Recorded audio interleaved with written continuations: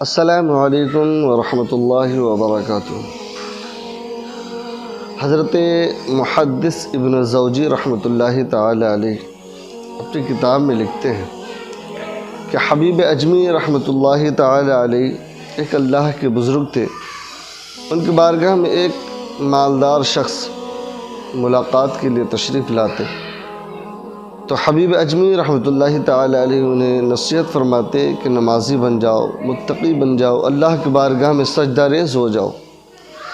وہ شخص بہانہ تلاش کر کے چلے جاتے، ہاں اللہ کی بارگاہ میں آ جاؤں گا، کچھ وقت گزر جانے دو پھر نمازی بن جاؤں گا، عمرہ کر لینے دو نمازی بن جاؤں گا۔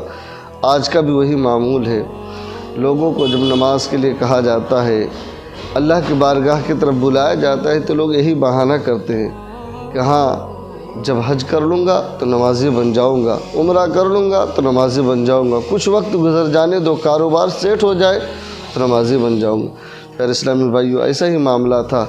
تو وہ مالدار شخص کی ایک بیٹی تھی جو معذور تھی، 20 سال گزر چکا تھا، وہ معذور تھی۔ لیکن ایک دن ایسا ہوا کہ وہ مالدار شخص صبح صبح حبیب اجمی رحمۃ اللہ تعالی علیہ کے بارگاہ میں آئے اور کہنے لگے کہ ایک 15 سالہ نوجوان نے مجھے توبہ کرا گیا۔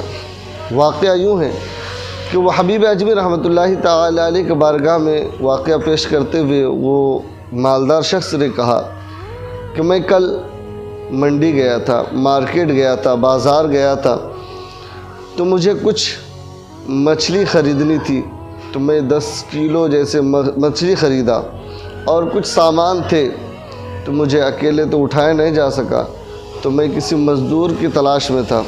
ایک نوجوان 15 سالہ نوجوان، چہرے پہ رونق تھی ان کی اور ان کے چہرے پہ نور کی روشنی تھی۔ تو میں نے ان سے کہا کہ بیٹا میری مزدوری کرو گے؟ تو انہوں نے کہا ہاں میں مزدوری کے لیے ہی تو بیٹھا ہوں، اور اللہ پاک کی توفیق سے پڑھائی بھی کر لیتا ہوں اور اللہ کی رضا حاصل کرنے کے لیے عبادتیں بھی کر لیتا ہوں۔ تو وہ مالدار شخص نے اس مزدور کو لیا اور اس کی اجرت طے کی کہ کتنا لوگے؟ تو انہوں نے کہا 3 درہم لوں گا۔ 3 درہم پر راضی ہو گئے۔ اب وہاں سے وہ چلے۔ چلتے چلتے ظہر کا وقت آیا۔ وہ نوجوان شخص نے کہا کہ مجھے نماز پڑھنے کے لیے موقع دے دیا جائے۔ تو وہ مالدار شخص نے کہا نماز پڑھ کر آؤ۔ مالدار شخص باہر بیٹھے رہے۔ وہ نوجوان 15 سالہ نوجوان وہ گیا، ظہر کی نماز پڑھا اور پھر نماز پڑھنے کے بعد فوراً واپس آئے۔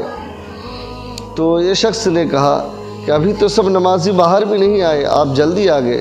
تو انہوں نے کہا نفل میں نے چھوڑ دی ہے، بعد میں پڑھ لوں گا۔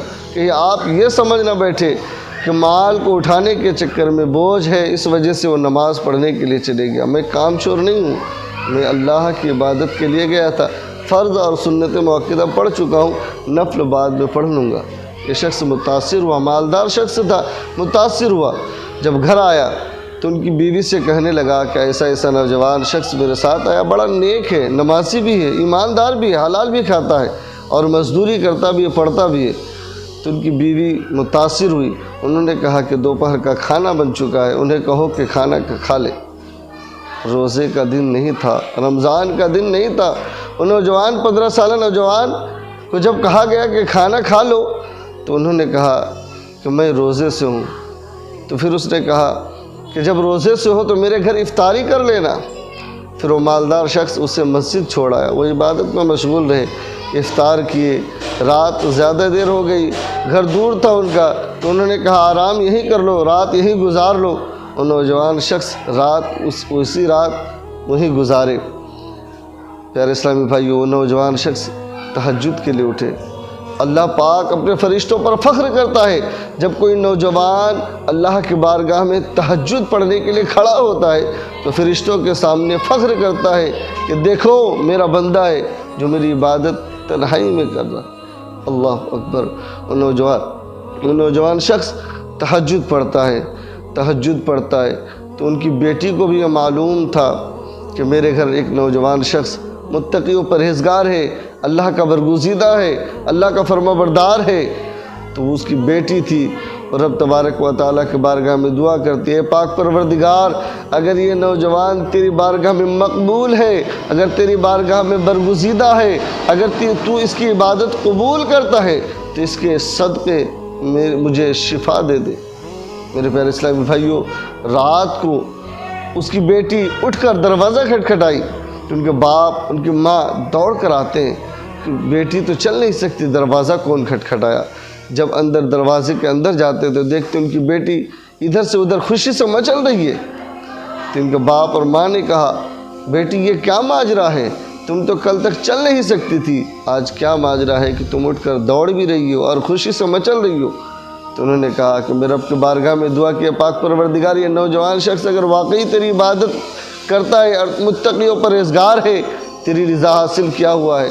تو پیارے اسلامی بھائیوں، اللہ تبارک و تعالیٰ کے بارگاہ میں دعا کی اور اس کی دعا قبول ہو گئی، اسی کی دعاؤں کے صدقے میں چل پھر رہی ہوں۔ اب وہ صبح صبح وہ نوجوان شخص کے پاس جو ہی جاتے ہیں، دروازہ کھولتے ہیں تو وہاں ایک لیٹر ملتا ہے۔ وہ شخص، نوجوان شخص ایک نصیحتانہ الفاظ لکھ کر جاتے ہیں کہ اگر کوئی چیز اچھی لگی ہو، اگر تجھے کوئی چیز میری اچھی لگی ہو تو تم میرے پیچھے مت بھاگنا، اس رب کے بارگاہ میں جانا جس رب نے تجھ پر بھی فضل کیا ہے اور مجھ پر بھی فضل کیا ہے۔